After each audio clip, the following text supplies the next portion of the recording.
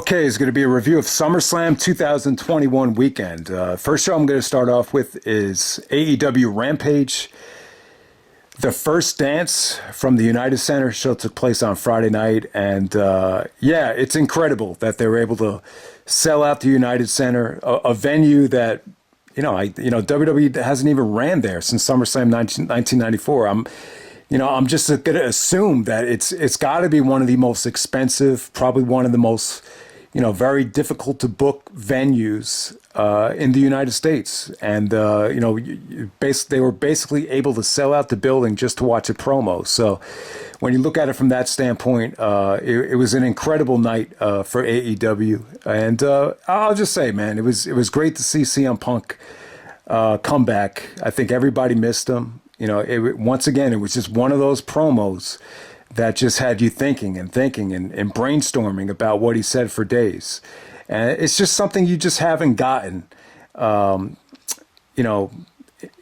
recent times. Obviously we got guys in the business that have cut great promos for years, but when's the last time you actually stayed up all night or brainstormed the next couple days about one promo? It just had a really touching effect, I think, on everybody. So yeah, like I said, very emotional night. You saw fans crying, you saw Punk tearing up, and he shed some light. He did. I think for a lot of the people that were, and obviously I'm one of them, that were a little bit disappointed in the way he left, and I think a lot of people were scratching their heads about exactly what happened, about exactly what he was feeling, and yeah, he got it all off of his chest. And there's just so many different people I thought of during the promo, and I started thinking about all these guys. I started thinking about Vince. I thought a lot about Triple H. I thought a lot about Chris Benoit. I thought a lot about Chris Jericho, Colt Cabana. I thought a lot about AJ Styles, particularly the last couple of days. And I really did think a lot about how there's just no way Punk would have survived these last 7 or 8 years in the WWE. I just think with Punk, he's just... he probably cares way too much. And I know sometimes he's been labeled an asshole, hard to work with, hard to get along with. But, you could still be an asshole and still be a great person. I think Punk is a good person, but, you could be a good person and be very demanding. You could be. I mean, you could be an asshole and be a prick as well. But I think in Punk's case, he's someone that wants to see the right things happen in wrestling.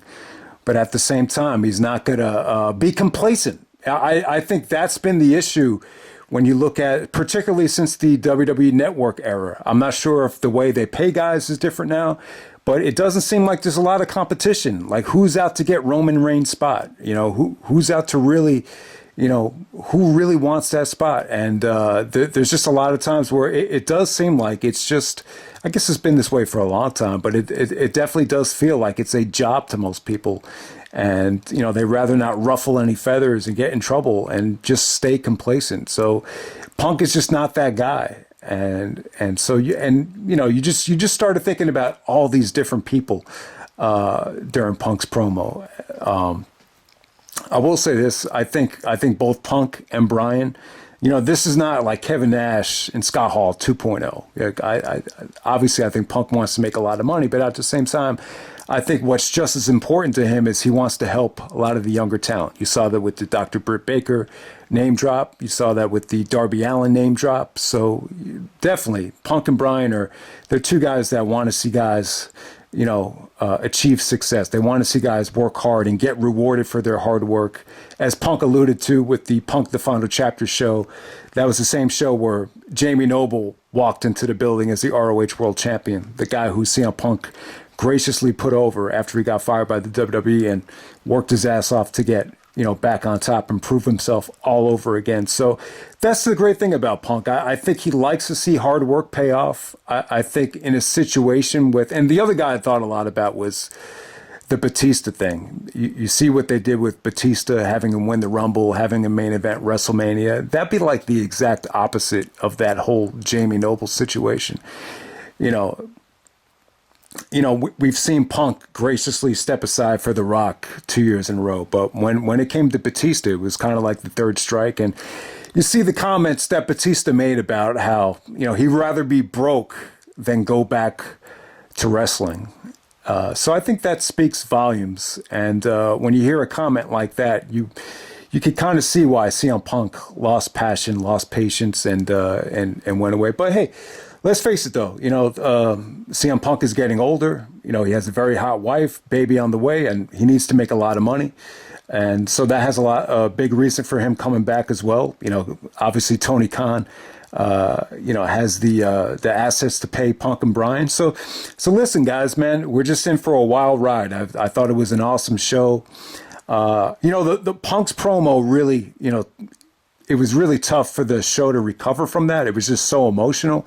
But the rest of the show, what really stood out was the Jordan tributes. Jim Ross actually commented that Punk's promo was Jordan-esque. I thought that was great. And when Matt Jackson came out, he was actually wearing this really funky outfit that Jordan had on in Barcelona during the Olympics. And I was just shocked to see it because I just didn't expect to see it. It was really cool. I don't know how Matt Jackson got that shirt, but you'd have to be like I guess the Young Bucks are really big Jordan fans because you would have to be a diehard Jordan fan to even remember that outfit that Jordan was wearing. If you guys remember The Last Dance, I think he was wearing it in the part where he was talking about covering up the Reebok logo. Like he said, yeah, they're in for a fucking surprise. He was talking about the Reebok executive being a dick. But yeah, not to get off topic. I just thought that whole Jordan tribute thing was cool. But yeah, the rest of the show, you have Private Party and, Jungle Express. I thought Private Party took a lot of chances there, but, the match didn't really get enough time to really develop any sort of rhythm. You had the Jade Cargill squash, and then the main event between Moxley and Garcia. It was good. It was good, but, once again, I just don't think it got enough time. I don't think anything else got enough time to be labeled, an AEW, television match of the year candidate or anything like that. But yeah. The First Dance from Chicago, hell of a show, hell of a promo by Punk. I'm excited that he's back, and I'll just end it there. Okay, so this is going to be a review of SummerSlam 2021. So overall, it was pretty much what I expected. I expected Edge and Rollins to be the match of the night.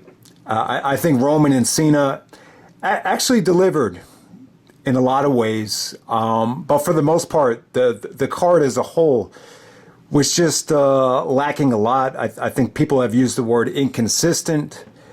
And so they could have done a much better job with the actual card. I think there was a lot of guys missing that could have contributed in a lot of different ways. All right, so, Randy Orton and Riddle actually won the tag team belts, defeating AJ Styles and Omos to open up the show right here. I thought this was a lot of fun. I thought it was good while it lasted. I thought this could have gotten more time. All right, so I mentioned AJ Styles, and, I really do feel like this has been, AJ's worst year in the WWE so far. I think a lot of it has to do with Omos. I mean, there's just not a lot you can get out of him. We've compared him to Taco Falls in the NBA. The reason Taco doesn't get any playing time is he can't match up with anybody, and it's the same thing with Omos here. You can't book him in matches that go too long. He's just very limited in terms of what he can do. Yeah, I mean, from time to time, you can get a lot out of him in certain situations, but I don't know. I thought out of any of the matches on the show, I thought this could have gotten definitely more time. But hey, it was cool to see Orton and Riddle win the belts. I thought the ending, the sequences between Randy and AJ to end the thing was pretty phenomenal. Randy actually hit the RKO on AJ to win the belts here. But, I thought it was fun while it lasted. I think the RK Bro thing, I think it's doing Riddle a lot. I think, Randy Orton, it's gotten him back in the good graces of the fans. And if you saw the pop that Riddle got last night, he had another excellent match with AJ. Yeah, so the positive about this is I think Riddle can really use this to main event WrestleMania. I could see him winning the Rumble, and I could possibly see Riddle and Randy Orton actually, having a championship match at WrestleMania. And, this is a huge opportunity to cash in on Riddle because he got the pop of the night on Raw, without a doubt. And the AJ and Omos thing, I just think it's kind of run its course. But I'm intrigued to see what Randy Orton and Riddle can do. It almost has like a Benoit Jericho type of feel to it with the tag division. So it'd be just nice to see, maybe AJ pair up with someone that can go a little bit longer in some of these tag matches. But all right, so from there you got Alexa Bliss taking on Eva Marie. Yeah, this was just bad. This is a return to the crappiness of, some of the women out there. I just think Alexa's being wasted. I'm in favor of Alexa just being, pushing more sexuality, maybe her being a Sunny that can manage a tag team. I know a lot of people would disagree about that, but I just feel like she's being wasted. And, this match was just unwatchable. It was probably the worst thing on the show. It's probably one of the worst pay-per-view matches of the year. So let's just move on from there.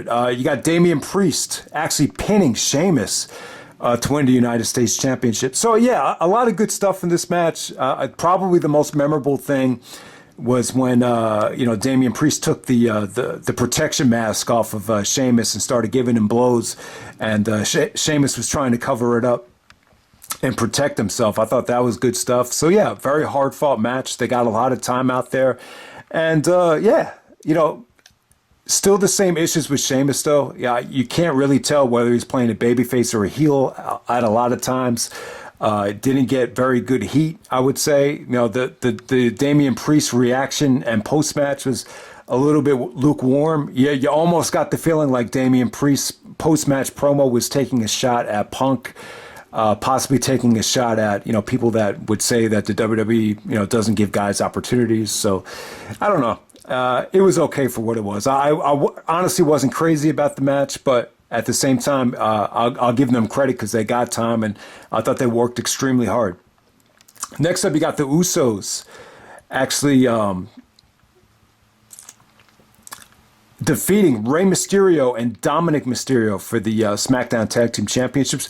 I thought this was cool. This was vintage SmackDown action. You got Rey and Dominick paying tribute to Eddie multiple times throughout the match. The Usos looked athletic, lots of super kicks, lots of high spots, just fun stuff. Didn't get too much time, but at the same time, they had 10 minutes out there to really show what they can do. Definitely a vintage, this would have been good for like a SmackDown main event. I'll definitely say that. All right, so next up, you had the Bianca Belair stuff. Okay, so Sasha Banks was ruled out of SummerSlam. So for whatever reason, Sasha couldn't make it. The last time I tried to find out exactly what happened with Sasha, there was no information. So if anyone wants to post in the comments section and let everyone know exactly what's up with Sasha Banks, I'd like to know. And it's just kind of weird because I heard reports that they knew Sasha was not going to be able to compete. And they still promoted the match. Very unlike WWE, very unlike Vince. You remember going back to the Ultimate Warrior fiasco at SummerSlam 1991. He always wants to deliver what's advertised. And being that this was probably going to be the second best match of the night, it was quite disappointing. I think a lot of people were looking forward to the rematch. But for whatever the reason, Sasha could not compete. It was just very, very deflating of the situation, but I guess they felt they made up for it by having Becky Lynch come back. So Carmella actually came out, and you could just tell, like, Bianca didn't feel like wrestling Carmella. The fans weren't that into it. But you know what, though? I would have liked to have seen, I would have rather them have done Bianca and Carmella, maybe like a 5-minute match with Bianca just going over. I'm sure the match wouldn't have been as good. Their matches were not bad. The match at TLC was actually pretty good from what I remember. So I would have done that and then just had Becky Lynch come out and, just kind of do a stare down with Bianca. I would have preferred that. So it seems like what they did here kind of pissed everybody off. And I'll just offer a different take on it. So with Becky Lynch actually kind of slapping Bianca upside the head unexpectedly and pinning her and coming off like a heel. Like I was saying, guys, it's not what I would have done. But I could kind of see why they did it.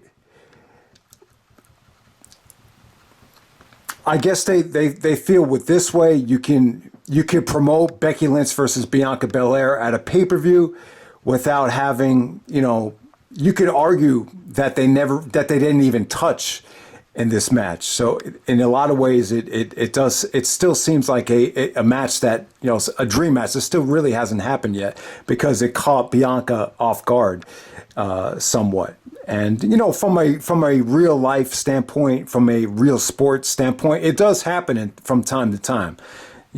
Someone can definitely get under your skin and shock you, and for whatever reason you didn't bring that do or die feisty mentality, and then you end up getting beat or end up getting upset, like a Mike Tyson, Buster Douglas type of thing, where you don't take the opponent seriously. So not the worst thing in the world. Someone losing a championship in the WWE in 2021, I just think a lot of people are not going to lose sleep over that. I think a lot of people like Bianca. I think she's great. She had a great performance at WrestleMania, but at the same time, it's like, I just don't think a lot of people really care enough to throw a fit over this. But it does seem like some people are pissed. And I think even one person said that if you agree with what they did here, then you are part of the problem. I'm just saying, I'm just trying to look at it from their standpoint. I guess Becky wanted to turn heel, and it seems to me like maybe they thought if they do, that type of finish, it keeps the match fresh to the point where you can promote it on pay-per-view and, still have it look like they really didn't touch it. I guess that's the mentality there, but ultimately it had a very dark feeling to it. And I would definitely agree. Like it definitely was the wrong call. But I'll try to look at it both ways and kind of see, exactly what the mindset was there. But apparently, this is what Becky wanted. Becky wanted to turn heel, and I just don't think, I don't see the point of her going to SmackDown. Maybe because Seth Rollins is there, she wants to be with her husband or whatever, but Becky was a Raw person at first, so the whole thing really kind of caught me off guard. I didn't know Becky was going to come back, but for a situation like that, it's just, well, we'll see if it works. We'll see. We'll definitely see if it works. To think that Bianca is not going to recover from this, I think that's kind of idiotic, though, because when you look at the way she approached the match with Becky, she was like smiling and like, let's get it on, like smiling. But when you're going up against, a competitor, you gotta have a different mentality than what Bianca showed. So you never know. Maybe Bianca was cool with it, like kind of showing like, I gotta be ready for it. I gotta bring that game face, which I didn't have because it caught me off guard. Like in Jackie Brown, you caught me off guard with this shit. So that type of thing. But it's a convoluted angle. I would agree though. It kind of left you feeling a little bit sick. But yeah, I just wouldn't look at it and just say that there's no way, like Bianca got buried, there's no way she got to recover from it, that type of thing. All right, so let's move on from there. You got Drew McIntyre taking on Jinder Mahal, and this was crap. Wasn't into it. The modern day Mahara just didn't really get to show what he can do here. Once again, Drew. It just seems like his connection with the fans has just gotten worse. And it's a shame because I think McIntyre deserves a lot of credit for really, working through the pandemic and, being a reliable guy. And, I thought he was awesome, but it just seems to me like the fans just, don't appreciate him anymore. Maybe they've just seen too much of him. And it does kind of feel like you're getting more and more of that old, WWE version of Drew McIntyre that they kind of try to force on you. Almost a decade earlier. But the match against Jinder right here, there's just really not a lot to say about it other than it was more of an extended squash. All right, so next up you got Charlotte actually taking on Nikki, A.S.H, and Rhea Ripley. Triple threat match for the Raw Women's Championship. I thought it was okay. Definitely a step down from the really, really good Charlotte and Rhea Ripley match from Money in the Bank. So pretty putting Nikki into this match, it didn't really help matters. I don't think. I really didn't see the. I'm trying to look at it from the WWE standpoint. Like, why would you have Nikki cash in the Money in the Bank, win the championship, and then drop it back to Charlotte right away? I don't know. I think with this Nikki gimmick, maybe they're trying to appeal to younger girls in the audience, or very very young girls that can look up to Nikki as a just somebody to look up to. That's really the only reason that kind of crossed my mind as to why they gave Nikki the belt. But the match is all about Charlotte here. It just seemed like Charlotte was really overprotected, the way she came out last, the way she won the belt back, the way she dominated the match. She actually won with the, I guess, figure 8 on Nikki to end this thing. But, it just felt like Rhea was just kind of there. And, yeah, the match really didn't deliver. I thought it was good, but just definitely a step down from the stuff that Charlotte and Rhea did a month earlier. It just reeked of being a very very pro Charlotte than anything right here. Okay, so next up we got Edge actually taking on Seth Rollins. I thought this was the match of the night. I thought this was good. This was definitely like the reminded me of like the battle of Jesus Christ right here. But yeah, great stuff between both guys. Both guys are very similar. I thought there was great creativity here, especially, the story was that Seth was trying to injure Edge's neck, take him out with the curb stomp. Edge did some really creative counters to the curb stomp. Yeah, so I thought this was the match of the night. I thought it was awesome. I thought Michael Cole was great on commentary too. He was Joey Styles-esque.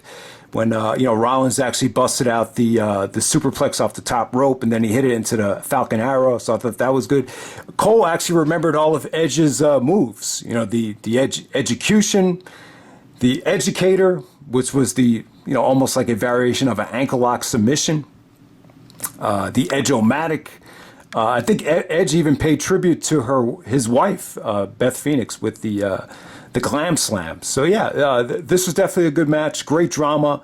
The ending with Edge smashing Rollins' face into the mat and then applying the crossface and then basically choked him out the same way Dean Ambrose choked out Garcia in AEW. But yeah, Edge really needed a win. He really did. The last time Edge got a victory at a pay-per-view, at least, I think it was WrestleMania against Randy Orton. So he lost to Orton at Backlash.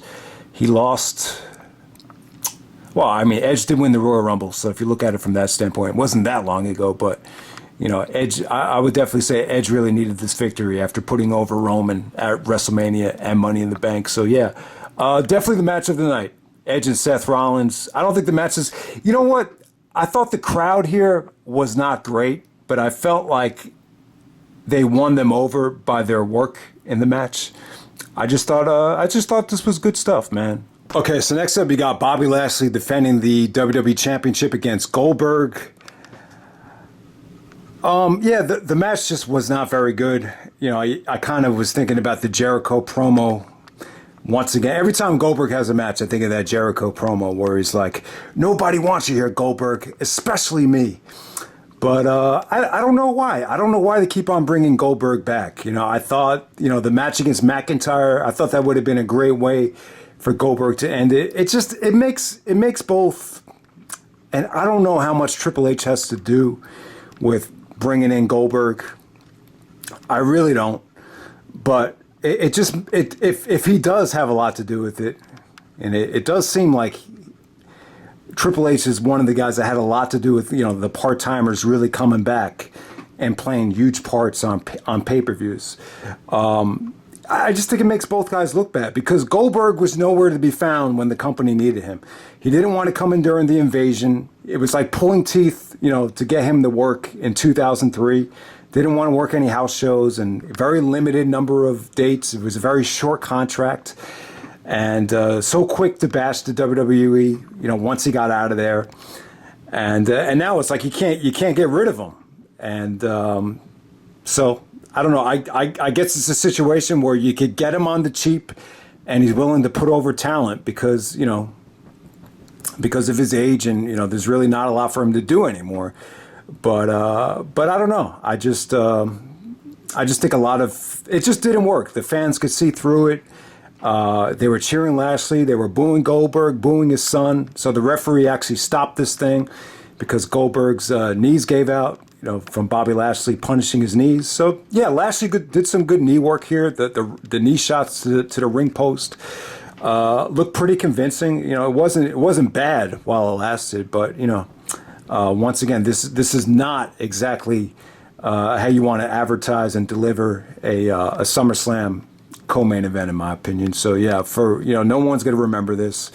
It was just another half-ass effort from Goldberg.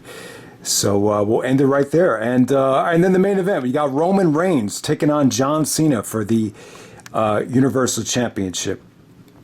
So you had the whole situation here of that if Roman lost, he would leave the WWE, which I think was good. I think that added more intrigue. So you had that at stake. Plus you had Cena going for a 17-time world championship. So this was, Cena was trying to break Flair's record of being champion 17 times. And I was, part of me was kind of rooting for John in this match because I think he deserves it. And I think it's great that, the fans are finally giving him respect. But at the same time, 17 championships, that's a lot. I don't think John Cena is the Tom Brady of the WWE. I don't think he's the greatest of all time, like Michael Cole points out. So in a lot of ways, I'm out of respect for Ric Flair, I'm glad that Cena didn't win his 17th title. I love the Mario 3 shirt. I love the shirt with all the championships on the back that Cena came out with. But Roman and Cena, I would definitely say the match delivered. The match definitely delivered. I'd have to go back and watch their other match to tell you exactly what the better match was. But, there's a lot to like here. There's a lot to dislike. The Cena's performance is going to have a lot of mixed opinions. I've heard people say this is WrestleMania 21 Cena, or this is 2003 Cena. When he wasn't very good. His punches didn't look great. He looked a little, even Superman ages. You could definitely see Cena's body and his overall looks. They're not exactly what they once were. And, Cena definitely looked fatigued here. He looked tired. Very reminiscent of the Rock and Cena matches where the Rock looked a little drained during the actual matches. And Roman looked good, though. Roman, he was able to trash talk as the match progressed without showing any signs of fatigue. So I thought, give Roman a thumbs up for that. I thought he was actually really good in terms of the trash talking and a lot of the tension here. But yes, Cena was still able to pull off a very convincing main event. I thought he worked his ass off. I thought some of the transitions to the attitude adjustments through the table, the one off the top rope was an incredible near fall. I thought a lot of people thought that could have been 17 times right there. But yeah, just definitely good stuff, fun trash talking. The ending sequence with Roman doing the spear, I thought that was a good ending. Very satisfying main event. Definitely got time. And the one thing I didn't like about it, I just feel like Roman and Cena, their styles are very similar.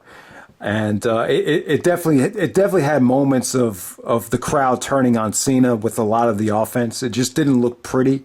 I guess Triple H would call it uncoordinated at times, but for the most part, I thought it was fun, and I kind of had the same feeling going into it. Like, I think it's going to be a fun main event, but not a main event you're going to particularly want to go back to. So Roman wins, and then Brock comes out. So Brock, I'll tell you what though, man, Brock actually looked like he had a lot of life to him. Like, he actually looked like he enjoyed being out there. I don't know if that has to do with him, finally, coming out of the farm since the pandemic or whatever. But he looked like he had a lot of life to him. Scary Brock Lesnar. He had the beard, he had the long hair. He looked like he actually looked a little bit like Braun Strowman, like in terms of physique. But yeah, man, it was great to see Brock back. Hopefully he's healthy and ready to go, and hopefully he looks a lot better than he did the last couple of years. But it should be interesting to see the dynamic with Brock and Roman this time with, Heyman on Roman's side and, Heyman not being on Brock Lesnar's side, which I think is good. I think it's time for Brock to finally show his personality without Heyman, without, relying on Heyman to cut all the promos. I thought that was stale for years. So looks like we'll be finally getting, that version of Brock, the late 2003 version of Brock, where he was pretty good on the mic, I thought. So excited to see Brock on the mic. The story of the match was Cena, though. I know the Brock stuff is going to overshadow Cena. But yeah, give Cena a lot of respect. The guy has worked his ass off for WWE, and I'm glad that he's, finally moving away from the company and doing something different now. But, words can't describe, how how great Cena has been for WWE. I just think he's done a tremendous job, just from all different angles. So in a lot of ways, I'm just very, very happy that Cena's actually getting somewhat of a lot of respect from the crowd. But that's pretty much it, guys. That's SummerSlam 2021. Overall, not the worst SummerSlam of all time, but from top to bottom, it's definitely not an attractive show to go back to from top to bottom. But, you did have, I still think Edge and Seth Rollins, you could definitely argue that as a top maybe 30, maybe top 50 SummerSlam match ever. I thought it was that good. And, the main event between Roman and Cena was definitely a lot of fun. Okay, so next up we got NXT TakeOver 36. Awesome show right here. I just thought pleasantly this was surprising. I thought everything actually came out great on this show. A lot better than expected. Even some of I think we all knew what the match of the night was going to be, but I thought the other matches actually delivered as well. All right, so first match of the night, you got Cameron Grimes with Ted DiBiase taking on LA Knight. So this was a singles match for the $1 Million Championship. If Grimes lost, DiBiase would have to become LA Knight's butler. Okay, so with Grimes and LA Knight right here, I actually thought this was the best match they had so far. I thought the crowd was good. I thought the work was solid. From an athletic standpoint, nothing monumental here. I didn't think Cameron Grimes was really able to show the PWG side to him with like a lot of high flying stuff and a lot of athleticism, but it was solid stuff. I thought the craziest spot of the match was probably an avalanche German suplex from LA Knight. But for the most part, I just thought this was a solid story, solid wrestling, just nothing mind blowing in terms of athleticism. But DiBiase got involved to give the assist to Cameron Grimes, who got the feel good victory over LA Knight. And it was just fun. It was a fun moment, and you could definitely tell DiBiase has actually kind of like Cameron Grimes. It's probably a throwback to you almost get the feeling like he looks at him like he's a throwback to one of the guys from the Territorial days. So yeah, I thought this was actually a good way to start off the show. But in terms of like LA Knight as a wrestler, I can't say I'm blown away by anything that he did technically so far yet, but. Yeah, I thought the moment was better than anything right there. All right, so next up we had the women's match. You got Raquel Gonzalez taking on Dakota Kai for the NXT Women's Championship. Really, this felt like it felt like two girls you see at Hot Topic, just fighting over something. It definitely had that feel to it. Very physical. Dakota, really went to work on Raquel's bicep. And there was even one part where she's just hanging from her arm, and then Raquel just swings her into the turnbuckle. I thought that was nasty. So that turnbuckle spot, and then the running Yakuza into the chokeslam. So Dakota goes for like a running Yakuza by the turnbuckle, and then Raquel just picks her up and does like a chokeslam off the top turnbuckle. So that was nasty. But yeah, just very physical, very hard fought. Dakota pretty much controlled the match, but Raquel kind of hit her with a couple of devastating blows to get to retain the championship right there. Yeah, just solid stuff. I can't say it was great, but yeah, it felt like a fight right there. So let's move on from there. Next up, we got Walter, aka Walter, defending the NXT United Kingdom Championship against Ilya Dragunov. I thought it was funny as hell that Triple H and Shawn Michaels were actually involved with in the press conference for this match. So I don't know. I knew they were involved in NXT, but NXT UK too. It's like, whoa. But yeah, awesome stuff as expected. If you guys haven't seen their first match from in October in the UK, which was not in front of a crowd, Nigel actually did commentary. That match was incredible as well.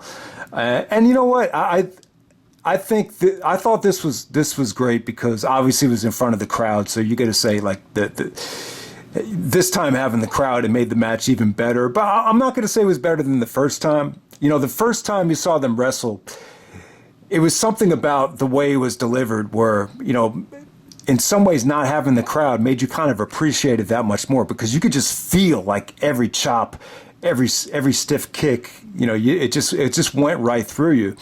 The problem with this NXT crowd, I'm not saying the crowd hurt the match. It definitely helped the match, but I'm just saying the environment wasn't ideal. Like what they've been doing in NXT, it feels more like an Impact Zone crowd, which is kind of a negative. But, you know, they were still good here. They still gave the match a ton of respect. They still fed off the crowd like the last 10 minutes of the match. And, you know, having the crowd definitely made the match better. It made the match different. Both different matches, both different environments. You could argue either match as being better than the other. But Dragunov was the story here. He actually won the belt. In some ways, it almost felt like Dragunov had to use his speed. He had to be stronger than Walter. He couldn't have any excuses here. He just couldn't let Walter have any signs of life here. And like I said, guys, incredibly stiff. Some of those lariats that Walter hit just executed beautifully. They just felt stiff. They felt real. They felt earth-shattering. And, you know, what I like about Walter, like, he doesn't complain to the referee. Like, if Dragunov kicks out, he just goes up onto the top turnbuckle, you know, tries to go for the next spot. But there's just so many times where Dragunov just beat him to the punch, and he saw the big splash coming. But Dragunov comes up and suplexes him. Like, stuff like that was crazy. And just the relentlessness from Dragunov, like locking in the sleeper hold, locking in the choke at the end. It just came off incredible. So yeah, this was great stuff. This is definitely the match of the year. Again, you know, from what I've seen, you know, I think I said it was arguably the NXT match of the year last year. You could have went either way with this match or the Kyle O'Reilly Finn Balor match. I thought, you know, both of them were equally just as good. But, you know, from what I've seen this year, at least in America, in the United States, with NXT, AEW, and WWE, this has got to be the match of the year. Just incredible stuff. So Dragunov winning. Now we need to see the rubber match. But at the same time, I think it opens the door up for Walter versus Joe. So who knows what might happen there. But, you know, great stuff. Everyone needs to go out of their way to see it. I don't know when I'm going to rate it yet. Somewhere between, you know, 4.5 to 5. I'm not even sure yet, but, you know, it doesn't even matter. If you thought it was a 5-star match, I don't think anyone would have any problem with that. So, all right. So next up, we got Kyle O'Reilly taking on Adam Cole. This is a 2 out of 3 falls match. As if we haven't seen these guys wrestle enough. You know what, guys? I don't know, man. I've seen enough of O'Reilly and Cole. And, you know, I know NXT is technically not the Indies, but in some ways it still feels like they're in the Indies.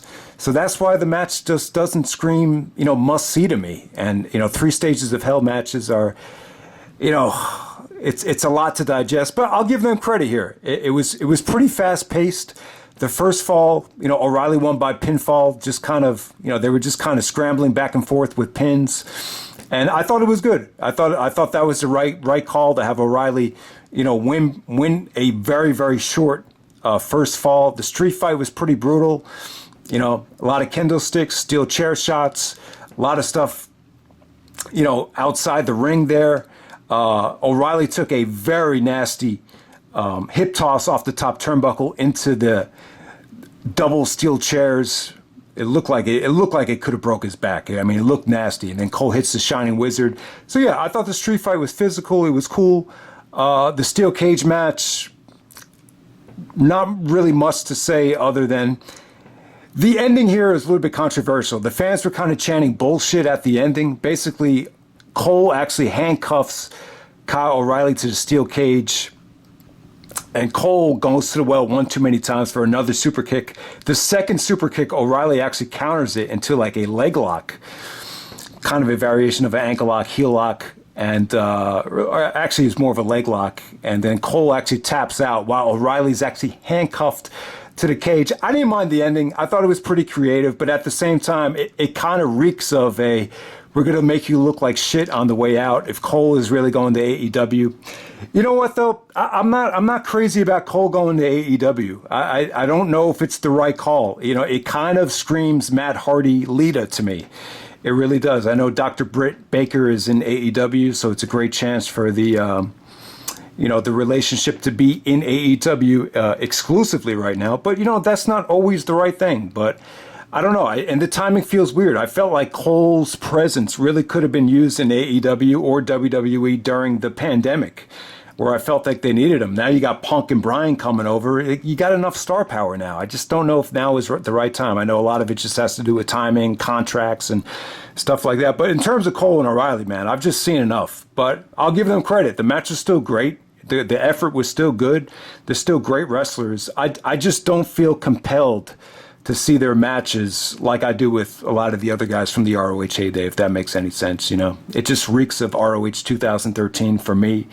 But I'm not going to disrespect the work and say it was bad. It was still good. It was another great match from these two guys. Was it the best match that they've had? I would probably say no. But definitely the effort between both guys was incredible. I'll definitely say that. And then the main event, you got Samoa Joe actually taking on Karrion Kross for the NXT Championship. Yeah, so Joe wins the NXT title here. Very pleasant surprise. I thought Joe looked good.